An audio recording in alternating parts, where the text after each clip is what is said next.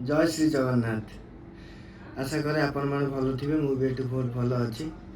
आज गोटे खुशी खबर कौन मोर आज सैलेरी आसला आउ केते टंका आसला मु आपन मो सहित शेयर करी।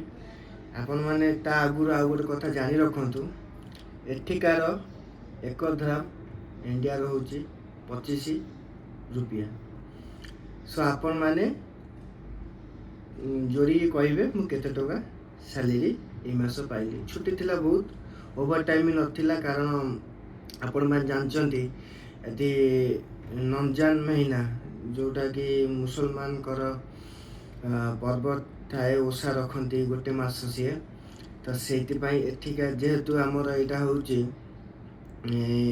गोटे मुस्लिम कंट्री सो तांको मुस्लिम मानकर पर्व बहुत प्रायोरिटी दि जाए।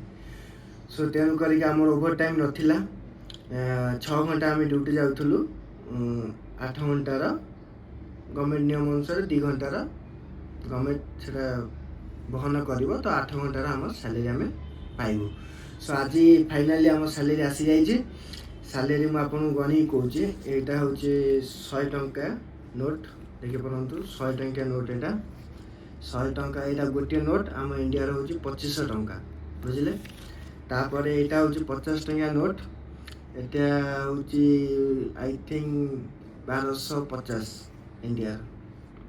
सो मु गणुची एबे आपण मैंने हिसाब करूँ केते टंका मु पाई 50 100 150 200 250 300 350 100 200 300 400 500 600 700 800 900 1000 ये हूँ 1000 ये हूँ 350 आ चेंज पैसा मुझे रखी मोर 1400 आसला बुझे कि 50 टका मुझे अबिका चेंज कर दे तो चेंज पैसा पर्स अच्छी। तो आपण मैंने ये पैसा को हिसाब करी कहतु इंडिया रे आमर केते टंका है 1400 टंका हेले आमर इंडिया रे केते टंका हो।